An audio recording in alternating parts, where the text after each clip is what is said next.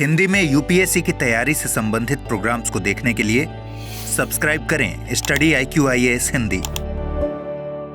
घूमना फिरना किसी व्यक्ति के जीवन का बहुत ही इम्पोर्टेंट हिस्सा है। अगर आप अपने आप को जानना चाहते हैं, अपने आप को समझना चाहते हैं, कोई दुविधा है, कोई परेशानी है, तो यात्राओं पर निकल जाइए।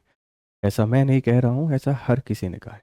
जो भी शायद सक्सेसफुल रहा है उसने ज़रूर कहा है कि आप अगर अपने आप को समझना चाहते हैं, अपने आप को बेहतर तरीके से परखना चाहते हैं, तो यात्राएं कीजिए। और यात्राएं आप जितनी अकेले करेंगे उतने बेहतर आप बनेंगे। अब यात्राएं एक राज्य के अंतर्गत आप आसानी से कर सकते हैं, इस देश के अंतर्गत आप आसानी से कर सकते हैं, लेकिन अगर एक देश के बाहर आप जाना चाहते हैं तो उसके लिए आपको चाहिए होता है पासपोर्ट और इसी के साथ में वीज़ा। अब आपका पासपोर्ट कितना पावरफुल है ये तय करता है कि आपकी यात्रा कितनी सुगम रहने वाली है। अगर बहुत सारी कंट्रीज़ आपको वीज़ा फ्री अराइवल देती हैं तो फिर कोई परेशानी नहीं है, आप कहीं भी कभी भी जा सकते हैं। और वो डिपेंड करता है आपके पासपोर्ट की शक्ति पर। ये पासपोर्ट क्या है, इसको समझने की कोशिश करेंगे, ढेर सारे फैक्टों का समझने की कोशिश करेंगे, क्योंकि हेनली पासपोर्ट इंडेक्स 2026 जारी हो चुका है। उसको समझते हैं, उसकी इंपॉर्टेंस को समझेंगे और जो भारत की स्थिति है उस भारत की स्थिति को भी देखेंगे। आप सभी का स्वागत है बहुत बढ़िया तरीके से इस क्लास में। चलिए समझते हैं। देखो, आपको दिखाई दे रहा होगा पासपोर्ट भारत गणराज्य। पासपोर्ट होता है क्या है, पहले आप इसको समझ लीजिए। ये एक तरीके से आपका परिचय पत्र होता है, एक पहचान पत्र होता है। जब आप किसी दूसरे देश में जाते हैं तो वहाँ जाके आपको जो आइडेंटिटी कार्ड के तौर पर शो करना पड़ता है वो आपका पासपोर्ट है। ये एक ऑफिशियल पहचान पत्र है जो भारत सरकार के द्वारा मिनिस्ट्री ऑफ होम अफेयर्स आपके लिए जारी करती है। जैसे आप देश में अपनी पहचान दिखाने के लिए आधार कार्ड, वोट कर डालने के लिए voter ID, different different things को रिप्रेजेंट करते हैं। लेकिन अगर आपको यूएसए जाना है, आपको कहीं और जाना है, तो वहाँ जो आपका पहचान पत्र होगा वो आपका ये पासपोर्ट होगा। आप वैध और अवैध तरीके से जाते हैं, इसका डिफरेंस तय करता है आपका पासपोर्ट। अब पासपोर्ट आपकी पहचान पत्र है, लेकिन वहाँ जाने की जो परमिशन आपको मिलती है उसको वीज़ा कहा जाता है। वीज़ा वो परमिशन है जो किसी दूसरे देश के द्वारा आपको वहाँ आने के लिए दी जाती है। लेकिन अगर आपका पासपोर्ट पावरफुल है तो आपको उस वीज़ा फ्री अराइवल यहाँ पर अलाउ कर दिया जाता है कि आप आइए, वीज़ा की कोई आवश्यकता नहीं, आपका स्वागत है। ये कुछ मानकों पर निर्भर करता है। वो मानक कौन कौन से होते हैं उसको समझेंगे और हेनली पासपोर्ट इंडेक्स 2026 की जो पूरी कहानी है, चलिए इसको समझते हैं। उससे पहले आपके लिए इंपॉर्टेंट अपडेट क्या है, अगर आपको पीडीएफ चाहिए तो यहाँ आ जाइए, ये हमारा टेलीग्राम चैनल है, इस पर पीडीएफ मिल जाएगा। आप मुझसे कोई भी क्वेश्चन पूछना चाह रहे हैं तो बेटा क्वेश्चन आपको यहाँ मिल जाएगा, यहाँ पे आइए और मुझसे बात कीजिए, आपके जो भी सवाल हैं डिस्कस कीजिए, ठीक है। अब बच्चे, ये ऑफर चल रहा है हमारा कि जो सक्सेस सेल हमारी है, स्टेप इनटू सक्सेस, ये क्लोज हो रही है। और ये क्लोज कब हो रही है? 17 जनवरी को ये सेल क्लोज हो रही है। ये 50% ऑफ का जो ऑफर है, इसको लेने के लिए आपके पास सीमित समय बचे हुए हैं। आज 15 जनवरी है, कल नहीं परसों ये सेल एंड हो जाएगी। उससे पहले आप हमारे सभी कोर्सेज में एनरोल कर सकते हैं जो भी आपके लिए ज़रूरी है। तो यूज़ कोड GRS लाइव और उसके थ्रू एनरोल कीजिए हमारे कोर्सेज में। चलो अब पूरे मुद्दे को समझते हैं। मुद्दा क्या है? ये कुछ कंट्रीज आपको दिखाई दे रही होंगी और इस कंट्रीज में ढेर सारी बातें आपको दिखाई देंगी, है ना। यहाँ ढेर सारे कलर आपको दिखाई दे रहे होंगे। ये दुनिया के सारे देश हैं, इनमें अपना प्यारा भारत भी है, इस बात को ध्यान रखिएगा। इनकी रैंकिंग को हम समझने के लिए यहाँ पर हाजिर हुए हैं। रैंकिंग क्या है, चलो देख लेते हैं। हेनली पासपोर्ट इंडेक्स 2026 जारी किया गया है, जिसमें भारत का जो पासपोर्ट है वो 80वें स्थान पर पहुंच गया है। यह 2025 की तुलना में 5 स्थान की बढ़त यहाँ पे बताता है। 2025 में जो हमारी रैंकिंग थी उससे 5 प्लेस हम आगे चले गए हैं। तो दो सवाल जो आपसे बहुत इंपॉर्टेंट पूछे जा सकते हैं कि 2026 का जो इंडेक्स है, इस 2026 के इंडेक्स में आपकी रैंकिंग क्या है? वो 80वीं है। दूसरा सवाल हमसे पूछा जाएगा कि कितना इंक्रीज हुए हैं, कितनी रैंक हमारी इंक्रीज हुई है। तो आप लोग बता देंगे कि 5 डिजिट की रैंक इंक्रीज हुई है। हालांकि अगर मैं इसको कंपेयर करता हूँ, 2024 से, तो 2024 में भी हम लोग 80वें स्थान पे हुआ करते थे। तो 2024 की बराबरी पे पहुंच गए हैं, पर 2025 से 5 स्थान ऊपर भारत पहुंच गया है। अब हेनली पासपोर्ट इंडेक्स क्या होता है?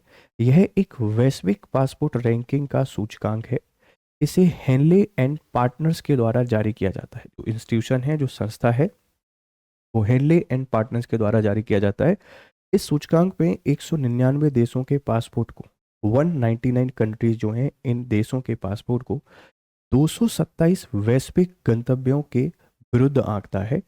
199 कंट्री है, 199 कंट्री। और जो नंबर ऑफ प्लेसेस हैं, इन प्लेसेस की संख्या आपको 227 देखने को मिलेगी। 227 प्लेसेस के विरुद्ध इसको आंकता है। जिस देश को बिना पूर्व, है ना, visa free, visa on arrival, electronic travel authorisation ETA की सुविधा मिलती है, उसे 1 अंक दिया जाता है। मतलब जितनी फैसिलिटी की आपसे कोई बात करेगा कि बहुत सारे मानक हैं, उन मानकों के आधार पर क्या स्थिति आपको कहाँ से मिलती है, मतलब कितने देश आपको ये सारी सुविधाएं प्रोवाइड करा रहे हैं, उन सुविधाओं के आधार पर 1 नंबर यहाँ पे दिया जाता है। और इस नंबर के आधार पर आपकी रैंकिंग तय की जाती है कि कौन सा देश कहाँ पर है। भारत की जो रैंकिंग है वो 80 है, इस बात को ध्यान रखिएगा। और ये सारी चीज़ों के आधार पर 1 अंक मिलता है, मतलब अगर ये सुविधाएं आपको मिल रही हैं तो 1 अंक आपको मिल जाएगा और इसी से आपकी रैंकिंग तय की जाएगी। भारत की रैंकिंग बेटा कितनी है? 80 है, इस बात को ध्यान रखना। वीज़ा मुक्त, VO और ETA गंतव्य 55 है। 55 स्थानों पे आप लोग जा सकते हैं बिना वीज़ा के, बिना वीज़ा के। वीज़ा ऑन अराइवल और इलेक्ट्रॉनिक ऑथेंटिकेशन आपको मिल जाएगा 55 कंट्रीज़।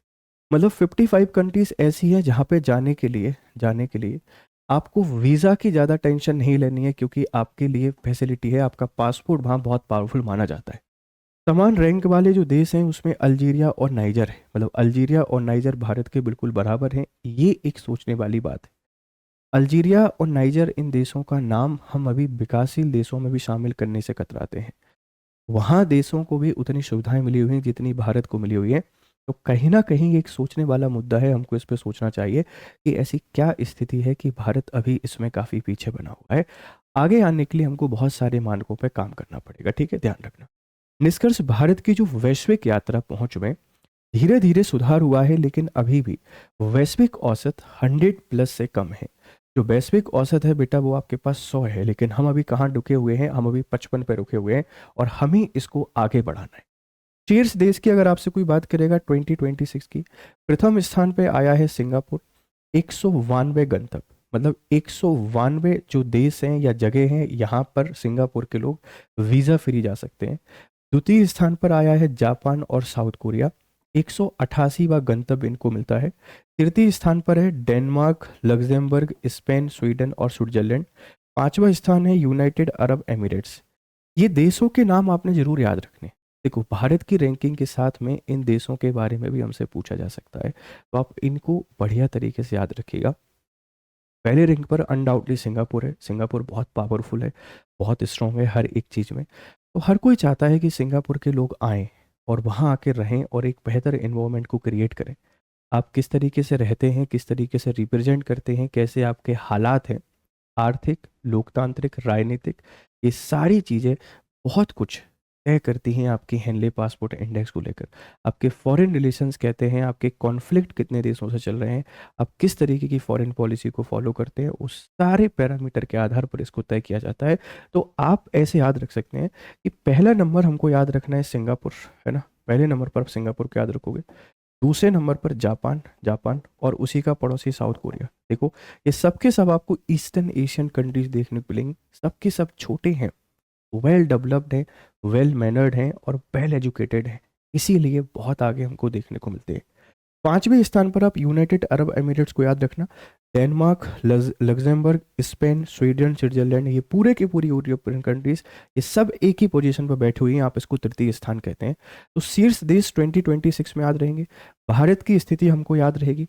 सबसे कमजोर पासवर्ड बेटा किसका है? तो सबसे अंतिम स्थान पर अफगानिस्तान है। अफगानिस्तान में जब से तालिबान का जो रूल आया है, इस तालिबान रूल के कारण अगर 24 लोग भी अलाउ कर रहे हैं तो बहुत बड़ी बात है। ये 24 गंतव्यों तक पहुंच सकता है। वैश्विक असमानता को दर्शाता है। वर्ल्ड जो इनइक्वालिटी है इसको बहुत बढ़िया तरीके से शो करता है। तो पहले स्थान पर कौन है? सिंगापुर। अंतिम स्थान पर कौन है? अफगानिस्तान। भारत की स्थिति कौन सी है आप सबको क्लियर होगा। अमेरिका और ब्रिटेन की बात करते हैं तो यूनाइटेड स्टेट्स फिर से टॉप 10 में आ गया है। अमेरिका और यूनाइटेड किंगडम को 2025 में सबसे ज़्यादा गिरावट 2014 में, दोनों संयुक्त रूप से नंबर 1 पे थे। अगर आपसे कोई बात करे कि 2014 से कंपैरिजन किया जाए तो अमेरिका और यूनाइटेड किंगडम पहले नंबर पर थे, लेकिन अब ये कहाँ पहुँच चुके हैं? बहुत नीचे, टॉप 10 में आ चुके हैं, लेकिन फिर भी उस नंबर 1 की पोजीशन पर नहीं पहुँच पा रहे हैं। जहाँ ये 2014 में हुआ करते थे, इनकी भी रैंकिंग हमको ज़्यादा गिरी हुई देखने को मिली है। तो सबसे कमज़ोर कौन है और सबसे बेहतर कौन है? अगर दीर्घकालिक प्रदर्शन की बात करें तो यूएई ने 2006 से अब तक 149वें नए गंतव्य जोड़े हैं। सबसे बेहतर जो परफॉर्म किया है वो यूएई के द्वारा किया गया है। 57 स्थानों की छलांग लगाकर कूटनीतिक और वीजा उदारीकरण का प्रभाव है। पूर्वी यूरोप और पश्चिमी बाल्कन देशों ने भी तेज सुधार किया है। अगर आपसे कोई पूछ सकता है कि लॉन्ग टर्म रिफॉर्म कहाँ पर ज़्यादा अच्छे आए हैं, तो लॉन्ग टर्म रिफॉर्म के अंतर्गत यूएई ने बहुत ही अच्छा काम किया है। ये 57 स्थानों की छलांग इन्होंने लगाई है। इसी के साथ में आप लोग देखेंगे कि जो पूर्वी यूरोप और बाल्कन कंट्रीज़ हैं, इन्होंने भी तेज रिफॉर्म लेकर आए। आप जितने बेहतर रूल्स बनाएंगे, जितने बेहतर रिफॉर्म लेके आएंगे, उसी आधार पर आपकी रैंकिंग तय की जाएगी। तो भारत को जो नियम और कानून है, नियम और कानूनों को बेहतर तरीके से बनाना पड़ेगा, तो ऑटोमेटिकली हमारी रैंकिंग काफ़ी बेहतर हो जाएगी। ठीक है, विशेषज्ञों की टिप्पणी क्या है? क्रिश्चियन एच कैलिन के अनुसार पासपोर्ट की सख्ती अब आर्थिक अवसर, वैश्विक सुरक्षा, अंतर्राष्ट्रीय भागीदारी को प्रभावित करती है। यात्रा स्वतंत्रता अभी भी असमान रूप से वितरित है। यात्राओं की जो स्वतंत्रता है, इसमें अभी भी हमको बहुत सारी इनइक्वालिटी देखने को मिलती हैं। और ये कह रहे हैं कि जो पासपोर्ट की सख्ती है, ये ढेर सारी चीज़ें बताती है। इकोनॉमिक अपॉर्चुनिटी कितनी है आपके पास, ग्लोबल सिक्योरिटी में आप लोग कहाँ पर खड़े हुए हैं, इंटरनेशनल जो पार्टिसिपेशन है उसमें आपका क्या कंट्रीब्यूशन है, इन सबको प्रभावित करती है। और हमको कोशिश करनी है कि एक ऐसा दुनिया बनाए, एक ऐसा विश्व बनाए जिसमें इन इक्वलिटी या असमानताओं को हम लोग पूरे तरीके से दूर कर सकें। ये पूरा का पूरा आपका हेनली पासपोर्ट इंडेक्स का एक एनालिसिस यहाँ पर था, ध्यान रखिएगा। मैं एक छोटा सा आपको इंडिया के बारे में थोड़ा यहाँ पे बता देता हूँ कि इंडिया के बारे में आप कुछ बातें और देख लीजिए कि भाई अगर पूछा जाए तो हमको ये पता होना चाहिए। भारत लास्ट 3 अगर ईयर की कोई बात करता है, क्योंकि इन जनरल अगर पूछा जाएगा तो लास्ट 3 ईयर का ही क्वेश्चन पूछा जा सकता है। इसमें आप देखेंगे कि सबसे पहले हमको याद रखना है कि 2026, तो 2026 में आप लोग कहाँ हैं? 80वें नंबर पर हैं और इसमें +5 का सुधार हुआ है। तो 2026 की तो हमको याद रखनी है। और जो 55 कंट्री हैं, ये 55 कंट्री हमको क्या करती हैं? अलाउ करते हैं। ठीक है, याद रखना। ठीक है, नाइजीरिया को आपने याद रखना है कि हमारे बिल्कुल बराबर पर है नाइजीरिया। ठीक है, इसी के साथ में अगर 2025 की आपसे कोई बात करेगा तो 2025 में आपकी रैंकिंग हुआ करती थी 85, भारत 85वें नंबर पे पहुंच गया था। और अगर 2024 की मैं आपसे बात करता हूं तो 2024 में हमारी रैंकिंग 80 हुआ करती थी। इसकी सुधरने की और उम्मीद हमको है, लेकिन कब सुधरेगी कह नहीं सकते हैं। अगर मैं आपसे बात करूं सबसे बेहतर रैंकिंग भारत की कब रही है, तो भारत 206 में 2006 में सबसे बेहतर स्थिति पे आया है। हमारी जो रैंकिंग थी वो 71 हमको देखने को मिलती थी, 71। ठीक है, इस बात को ध्यान रखना। तो ये सबसे वेस्ट रैंकिंग एवर रही है इंडिया की, वेस्ट रैंकिंग एवर इंडिया 2006 याद रखेंगे। और अभी हम लोग 80वें नंबर पर पहुंच गए। हो सकता है इस साल सुधार करके हम और बेहतर कर सकें। ठीक है, चलिए अब थोड़ा सा संविधान के बारे में 2 बातें यहाँ पे सीख लीजिए। जब भी आप कॉन्स्टिट्यूशन को पढ़ते हैं, भारत के संविधान को पढ़ेंगे। इस कॉन्स्टिट्यूशन में आप लोग देखते हैं कि 2 आर्टिकल हैं जो आपके राइट टू ट्रेवलिंग से संबंधित। जैसे अगर मैं आपसे बात करूं आर्टिकल जो 19 है, इस आर्टिकल 19(1) का जो ए है, इस आर्टिकल 19(1) है, इस ए के अंतर्गत आपको यहाँ पर ढेर सारी सुविधाएं ही दी गई हैं। और इसमें घूमने फिरने की जो आज़ादी है, ये आर्टिकल 19 में आपके पास घूमने फिरने की आज़ादी भी हमको यहाँ देखने को मिल जाती है। ठीक है, क्या रहेगी? घूमने फिरने की आज़ादी, राइट टू ट्रेवल आपके पास है, इस बात को ध्यान रखना। इसी तरीके से बच्चे अगर आप लोग देखेंगे कि आर्टिकल 21 जो है, जिसको आप लोग राइट टू लाइफ के नाम से जानते हैं, जीवन के अधिकार के नाम से जानते हैं, 1978 में मेनका गांधी जो केस था, इस मेनका गांधी बाद में माननीय सुप्रीम कोर्ट ने right to foreign travelling, RFT, right to foreign travelling, ये आर्टिकल 21 के अंतर्गत वैध माना कि आपका मौलिक अधिकार है और आपको कोई यहाँ पे रोक नहीं सकता है। तो भारत के अंदर अगर आप घूमना चाहते हैं तो आर्टिकल 19 की एक फ्रीडम है, एक स्वतंत्रता है। और आर्टिकल 21 जो है वो आपके राइट टू लाइफ के अंतर्गत आता है। और ये 1978 में सुप्रीम कोर्ट के द्वारा वर्डिक्ट दिया गया है। जाते जाते आपके लिए एक सवाल है, आप इसका आंसर दीजिएगा। हेनली पासपोर्ट इंडेक्स 2026 में भारत की रैंकिंग क्या है, आप इसको बताएंगे, ठीक है, इसको बताएंगे और आंसर आपने कमेंट बॉक्स में बताना है। चलिए फिर मिलते हैं दूसरी क्लासेस में, आपके फीडबैक हमको जरूर दीजिएगा। Have a nice time, good day to all.